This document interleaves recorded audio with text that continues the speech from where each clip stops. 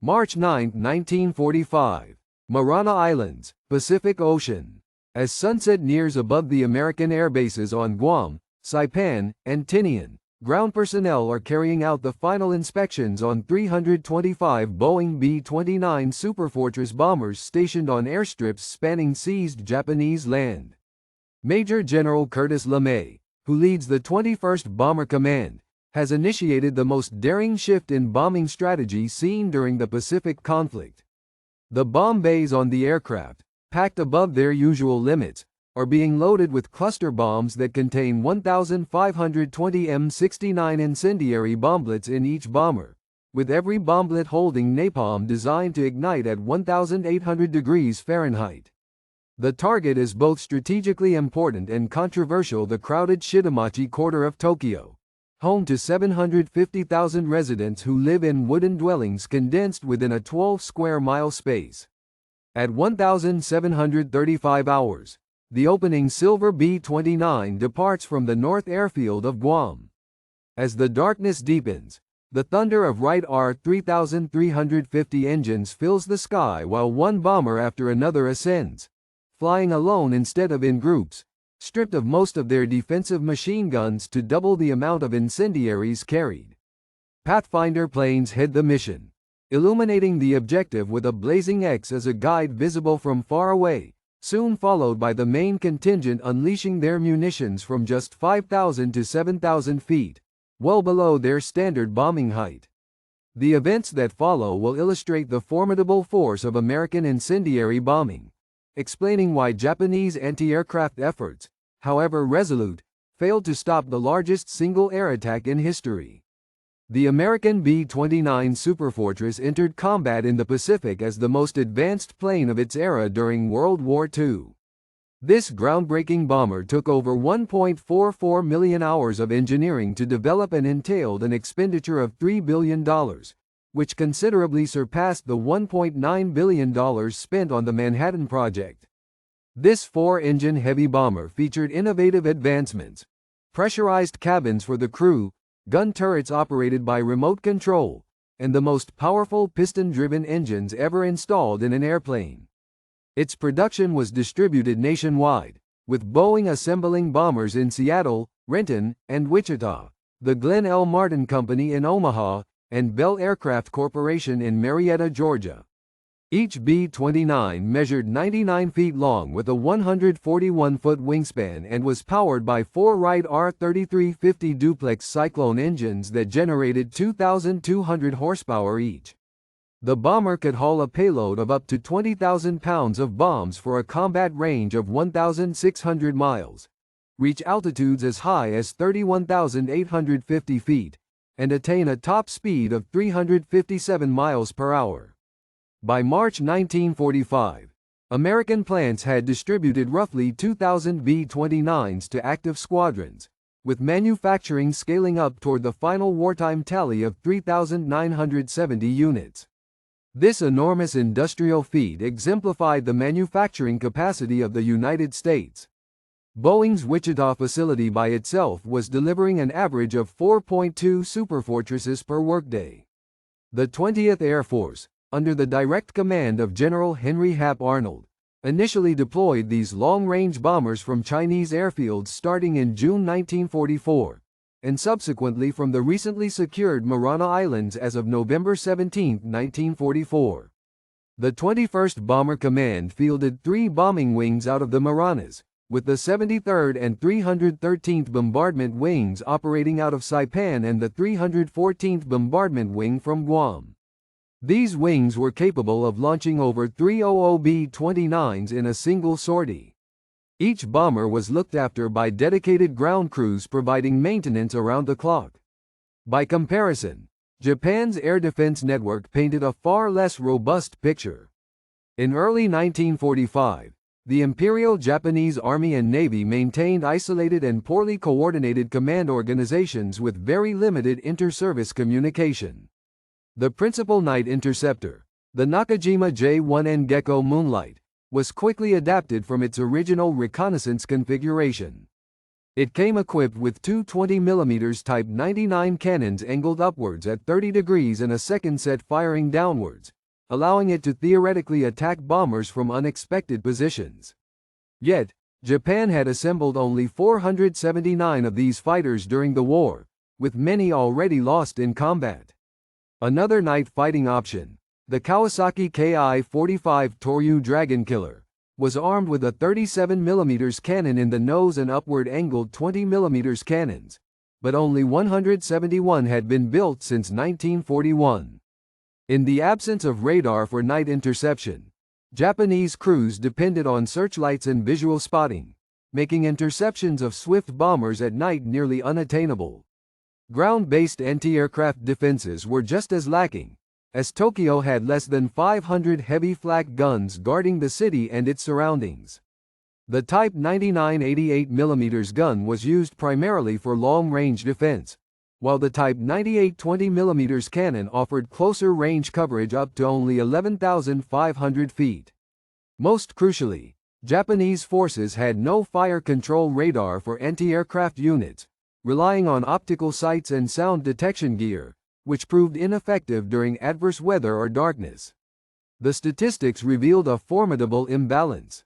While the United States was able to deploy several hundred B-29s from the Maranas alone, Japanese defenders possessed at most 200 operational night fighters across the home islands by March 1945. Shortages in fuel hindered the frequency of training sorties, so fresh pilots received very little experience flying at night. Aviation fuel had become so rare that a significant number of planes were grounded, with reserves saved strictly for the anticipated defense against an American invasion. Major General Curtis LeMay took charge of the 21st Bomber Command in January 1945, inheriting a strategic bombing offensive that had not yet yielded decisive successes. Past high-altitude precision bombing missions conducted at 30,000 feet had been unsuccessful because of the jet stream. Winds that surpassed 200 miles per hour dispersed the bombs far from their intended marks. Engine stress from gaining such altitudes with heavy bomb payloads repeatedly caused magnesium alloy components to overheat and fail mechanically. Targets were shrouded by clouds 70% of the time, compelling bombardiers to depend on rudimentary radar systems. After he evaluated these operational difficulties, LeMay adopted a groundbreaking approach that would change the air campaign against Japan. The updated strategies, while drastic, were logical. LeMay instructed the removal of all defensive guns except those in the tail, letting each B-29 carry 7 tons of incendiaries in place of the normal 3.5 tons of high explosives. Operating between 5,000 and 9,000 feet would sidestep the jet stream, lessen engine load, and raise the precision of bombing. Night missions would lower the threat from Japanese interceptors, which were without radar and lacked experienced night fighting pilots. Each plane would use LORAN radio guidance for navigation, attacking in an ongoing stream over multiple hours instead of in tight formations. Forecasters predicted that the weather would be optimal on the night of March 9 to 10. Clear weather with robust ground winds would ensure fires spread efficiently in the target zone. The areas chosen as targets demonstrated the operation's strategic rationale. U.S. planners targeted districts where small Japanese workshops embedded within residential locations manufactured aircraft parts, electrical devices, and precision instruments. Intelligence agents referenced charts from the Office of Strategic Services, classifying the wards of Tokyo by their infrastructural density, drawing on Japanese city planning records from before the war. The selected sector in Tokyo's northeast comprised the Asakusa, Honjo, and Fukagawa wards. These were working-class areas with extremely concentrated populations, where extended family households lived in wooden homes divided by narrow streets. The M69 incendiary bomblet was an example of advanced military technology. This hexagonal steel cylinder was 3 inches across and 20 inches long, with a weight of 6 pounds. In contrast to earlier thermite or magnesium incendiaries, which burned hotter but could be suppressed, the M69 employed napalm-gelled gasoline formulated by Standard Oil and researchers at Harvard University. These bombs were dropped in E-46 cluster units, each holding 38 bomblets that released at a height of 2,000 feet. Every M69 bomblet trailed a cotton ribbon to align its fuse downward. When it struck, a timed fuse would burn for 3 to 5 seconds before releasing a white phosphorus charge, projecting burning napalm up to 100 feet all around. The time delay made sure the device lay on its side upon detonation, spreading incendiary material as widely as possible through structures. At Dugway Proving Ground in Utah, tests had shown the M69 was highly effective at destroying model Japanese civilian homes. It ignited multiple spots across broad regions with napalm that clung to surfaces, defying water-based fire control tactics. A single B-29 transported 40 cluster units, comprising 1,520 bomblets total, with 279 bombers ultimately reaching their objective from the 325 dispatched. Operation Meetinghouse would deploy an estimated 424,000 incendiary bomblets onto Tokyo, resulting in an unmatched density of incendiary weapons. Calculations by U.S. planners indicated such density would generate a self-perpetuating firestorm, in which individual blazes would unite, forming fierce winds to extend the burning far past the original blast area. The first B-29 departed Guam shortly after 5:30 p.m. on March 9, with mission leader Brigadier General Thomas Sarsfield Power of the 314th Bombardment Wing at the controls. During the following hours, bombers lifted off at 50-second intervals from 3 Pacific Island bases. The 14-hour mission would push crews and aircraft to their maximum capacities. Airmen wore lighter uniforms due to the warmth at low altitudes, leaving behind heavy suits. With reduced weight from the absence of guns, extra crew, and ammunition, the B-29s took off more effectively, conserving fuel along the 1,500-mile flight to Japan. Nearing Japan, Mount Fuji's White Summit acted as a prominent navigation reference point. In Tokyo, around 10:30 p.m., air raid alarms sounded, but most residents stayed indoors at first. Former high-altitude raids had done little destruction, making the populace overly confident. Tokyo's preparation for air raids was insufficient for the coming disaster. Only 18 air raid bunkers of concrete existed, enough for 90,000 of the city's 4.3 million inhabitants. Most households relied on bugo simple trenches topped with boards or crude dugouts offering scant defense from incendiaries. The city employed 8,000 firefighters who mainly used handheld pumps and bucket lines built for smaller peacetime fires. Local neighborhood groups had formed ad hoc civilian firefighting squads consisting largely of the elderly, women, and young people with buckets of sand and water. The Pathfinder B-29s reached Tokyo at 12:08 a.m. on March 10, flying in from separate bearings to pinpoint the attack zone. At just 5,000 feet, they released M47 napalm bombs that quickly set prominent fire signals, creating a giant burning X. The main bomber wave came soon after, taking aim at these beacons. Weather had a pronounced effect on the operation. There was clear vision at ground level and winds from 17 to 28 miles per hour, with stronger gusts as high as 45 miles per hour. When the M69 clusters split and fell, witnesses likened their appearance to glinting metal in the flickering flames, signaling the onset of unmatched destruction in the city. In a matter of minutes, thousands of fires sprang up inside the targeted district. Strong winds hurried flames from one building to the next, quickly combining isolated blazes into a huge inferno.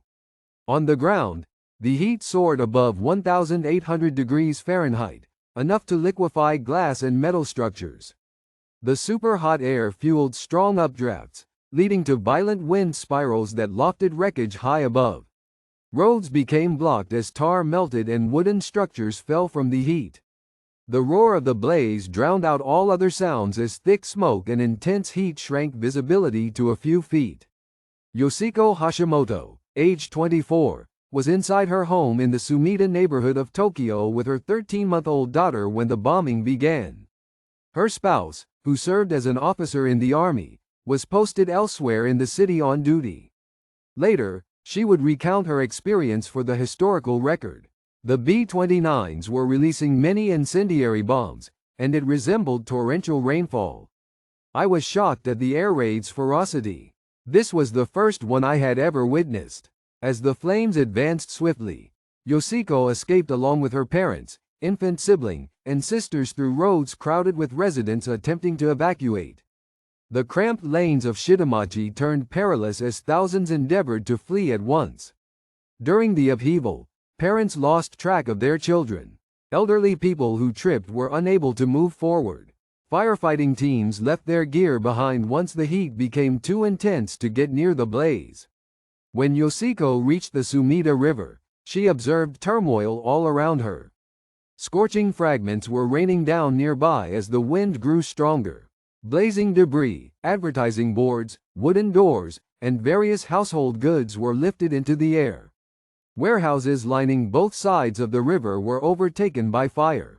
Her father thrust her and the infant into the river, which ended up saving their lives, but her mother died together with Yoshiko's father and sister, Etso. Comparable disasters unfolded repeatedly throughout the burning quarter. People who attempted refuge in canals encountered dangerously hot water. Many others were lost amid the throngs as countless individuals rushed to the water simultaneously. The storm generated by the flames was so strong it swept people far from where they started, and some victims were later found distant from their original spots. Police posts, hospitals, and places designated for evacuation were soon surrounded by fire. At Kakukawa Elementary School, a chosen refuge, it was later discovered that only metal fragments and human remains were left behind, despite hundreds seeking protection there. Buddhist temples that had endured for centuries burned, as did those sheltering there. The extreme heat and smoky atmosphere from the blaze posed grave obstacles even for people who had taken cover. The air, heated to extreme temperatures, inflicted severe lung injuries on those exposed, even briefly. After the attack, estimates of victims fluctuated widely between agencies. The United States Strategic Bombing Survey put fatalities at 87,793 with 40,918 wounded. The Tokyo Metropolitan Police Department recorded 83,793 dead and 40,918 injured. The Tokyo Fire Department's figures were 97,000 fatalities and 125,000 wounded. Historians generally agree that more than 100,000 individuals died, surpassing the initial casualties from either atomic bomb strike. The bombing destroyed 267,171 buildings over 15.8 square miles, wiping out a quarter of Tokyo's buildings. In excess of 1 million survivors were left homeless. The industrial ramifications were significant. Over half of Tokyo's manufacturing took place in small, home-based shops, and their destruction greatly hindered essential war supply production. Thousands of experienced laborers were either killed or had to leave the city. Losses among the Americans were relatively low. 14 B-29 bombers did not return, with 96 crew members reported killed or missing. Several planes were challenged by severe turbulence caused by hot updrafts from the burning city, which led to loss of control. Others took damage from anti-aircraft fire during low flights, but Japanese artillerymen found it hard to engage at such unusual heights. Some airmen said later that smoke was noticeable even at the altitude where they operated. Pilots and crew who had initially doubted LeMay's plans were deeply affected by the event's magnitude and aftermath. General LeMay later contemplated the ethical consequences, remarking that had he lost the war, he would likely have faced trial for war crimes. General Arnold sent commendations, stating the mission demonstrated that the crews possessed bravery for any challenge.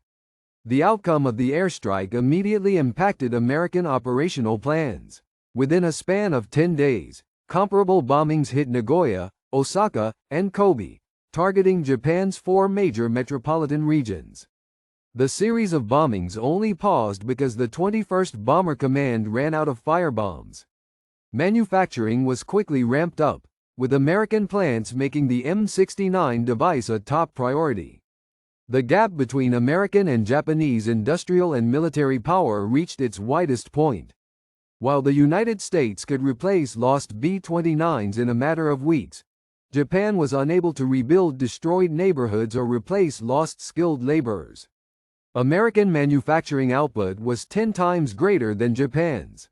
Each American technology gave them a further edge, while the development of the B-29 cost $3 billion, more than Japan's total military spending for 1945.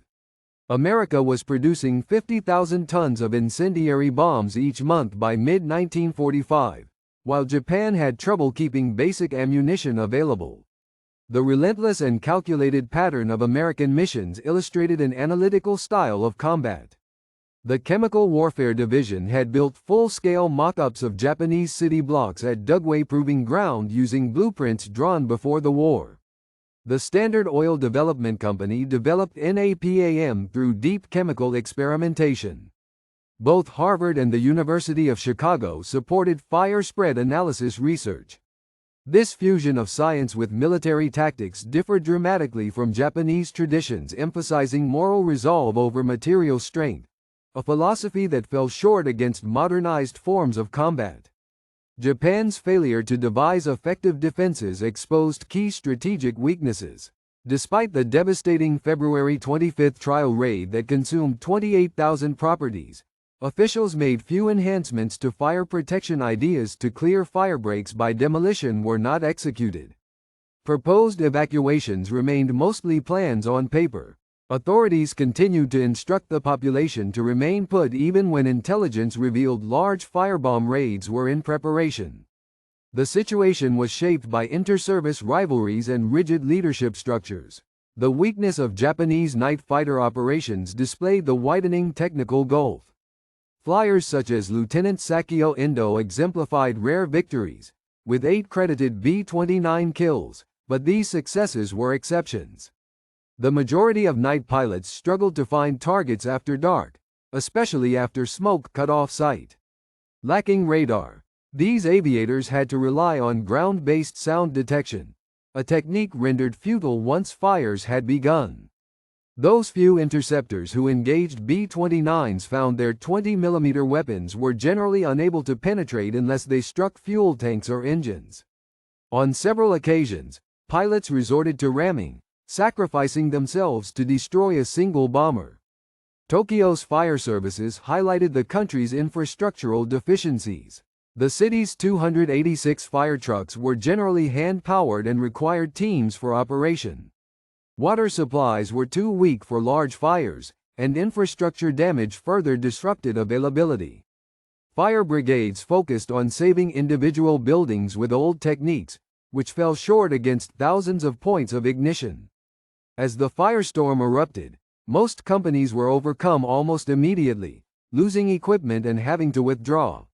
Survivors suffered lingering psychological trauma. Many survivors spoke of how they felt their protective systems had failed them. When refugees left Tokyo, they carried stories throughout the nation, contradicting official war reports. Factory attendance diminished drastically as public morale dropped. The concept routine air raid entered people's vocabulary as aerial bombing became systematic. By August 1945, air raids had severely damaged 66 Japanese cities, leaving much of the country's urban core in ruins before the nuclear attacks. The results of this operation influenced Allied planning for Operation Downfall, the proposed invasion. Military strategists calculated that continued incendiary bombardments would erase the nation's industrial capacity by October. Lane held the view that strategic bombing by itself might bring about surrender, negating the need for invasion.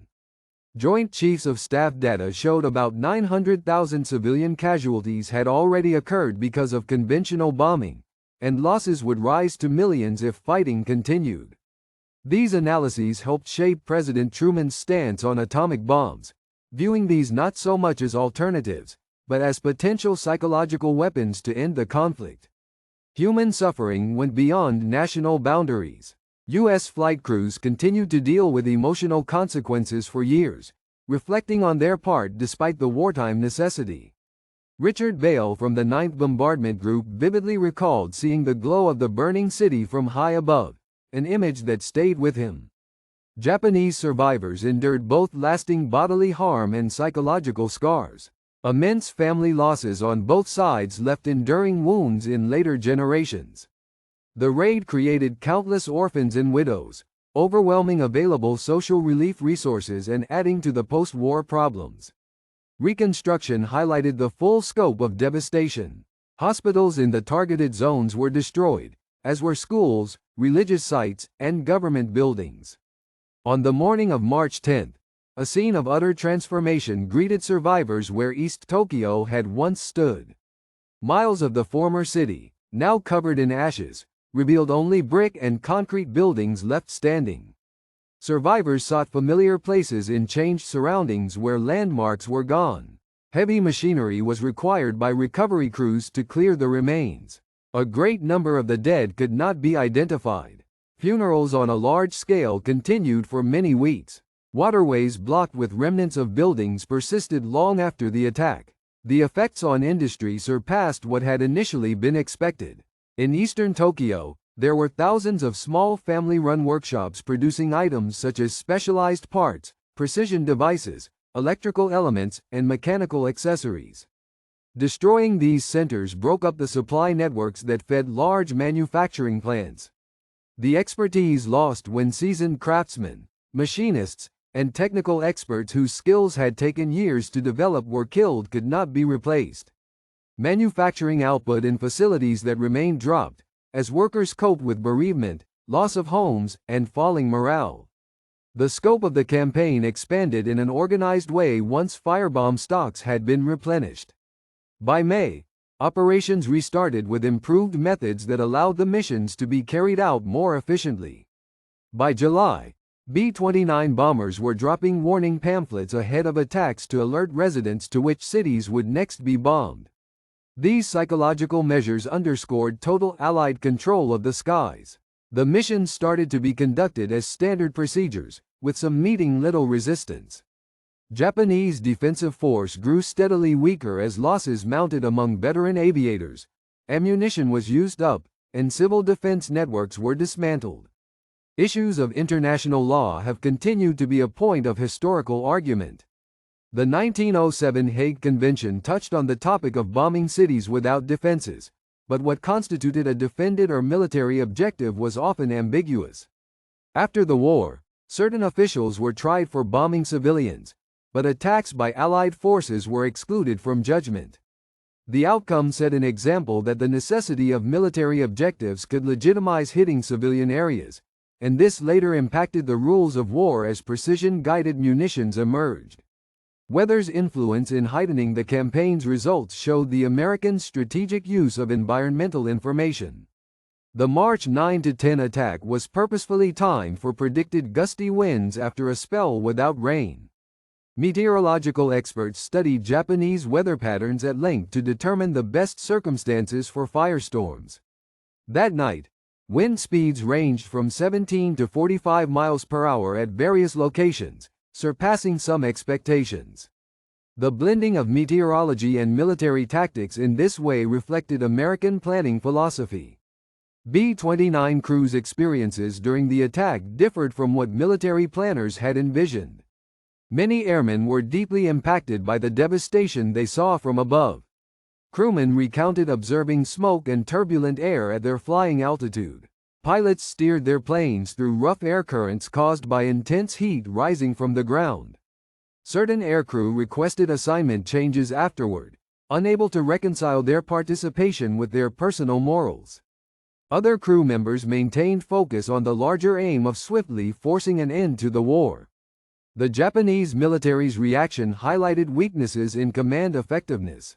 Anti-aircraft batteries fired consistently, achieving only limited results amid the darkness and the smoke. Fighter groups undertook 90 missions, but their intercepts were sporadic and disorganized. Fire Brigade Command got little advance notice regarding the enormity of the air raid. Military leaders gave priority to protecting administrative and military assets rather than neighborhoods, which were abandoned to burn. Communication systems collapsed as destruction of infrastructure and impassable zones left messengers unable to reach places in need. The remembrance of the attack in the post-war period shows changing interpretations of history. Tokyo's firebombing is less internationally known than the atomic bombings of Hiroshima and Nagasaki. For decades, those who lived through it campaigned to have their experiences remembered. Katsumoto Saotoi himself, among the survivors, founded a center to archive evidence and testimony related to the Tokyo air raids and damage, preserving personal stories that might otherwise have been forgotten. The task of honoring civilian casualties while providing historical context led to memorials intricately reflecting these difficulties. Today's military analysts study Operation Meetinghouse to understand both the strengths and the weaknesses of air power. The attack proved that destroying city infrastructure does not always mean an immediate capitulation. Japan kept fighting for another 5 months. It demonstrated that superior technology could overcome geographical barriers, though it became almost impossible to separate military from civilian objectives in such urban settings. The shift from targeted bombing runs to the broad use of firebombs exposed how wars can escalate rapidly into total destruction. Initially, the 21st Bomber Command tried to follow doctrines of precision strikes. Once these were seen as unsuccessful, LeMay changed strategies to widespread firebombing, which was easier to execute and had a greater effect. This change resulted from tactical shifts rather than explicit strategic directives. By March 1945, targeting whole urban quarters became standard, with selection based on where the most people and industries were rather than strictly military sites. Accounts of those who survived show deep psychological scars endured long after the bombardment. Numerous people suffered ongoing emotional trauma decades after. Children parted from their loved ones sometimes never discovered their family's ultimate fates. The historical record includes Yoshiko Hashimoto's account. "The memory of that night is with me always. My mother, father, and sister perished, while my infant and I survived. Every day I remember them." The fundamental nature of working-class Tokyo society was transformed. Extended kin groups were scattered. Long-established shops were eradicated. Community links built for generations vanished in one night. A final judgment of Operation Meetinghouse centers on its part in ending World War II. While there remains debate about whether strategic air raids by themselves would have compelled surrender, they certainly hastened the downfall of Japan's military. The deliberate burning of cities made ongoing resistance increasingly unsustainable. Emperor Hirohito cited both the bombing campaigns and home front suffering as elements in the surrender decision. The 100,000 people who were killed in Tokyo contributed to stopping a war that, had it dragged on to full invasion, could have led to the loss of millions more lives. This calculation, while cold comfort to survivors, heavily influenced military strategy. The Chronicle of Operation Meetinghouse displays how war evolved from focused battles between armies into total assaults affecting every aspect of society. Neighborhoods constructed over many decades were obliterated in a single evening by armaments manufactured far away. What started as military land grabs concluded with advanced weaponry devastating populations with only passive roles in the combat. The stark contrast B-29s wielding complex firebombs versus Japanese citizens relying on simple firefighting methods illustrated how technological and industrial power proved critical. Historically, this operation's effects were ultimately eclipsed by the use of nuclear bombs. 5 months later, the much higher death tolls of March 10 would seem less significant when compared with the extraordinary nature of atomic attacks, which shifted attention away from conventional bombing. This adjustment in historical focus allowed further use and development of area effect and incendiary weaponry in later wars, unburdened by the unique restrictions imposed on nuclear weapons. Raw data cannot fully convey the scope. Out of 325 B-29s sent, 279 hit the target, delivering 1,665 tons of incendiaries, scorching 15.8 square miles, razing 267,171 structures, killing 100,000 people, and leaving 1 million homeless. Behind every figure stood countless individuals, Americans following military directives, Japanese families in their homes, children wrenched from parents, survivors coping with devastating losses. Operation Meetinghouse remains the most lethal airstrike in history, with its significance not as a display of martial prowess, but as a grave example of how modern war can devastate, as strategic aims justify sweeping civilian calamities and entire societies are engulfed by industrialized conflict.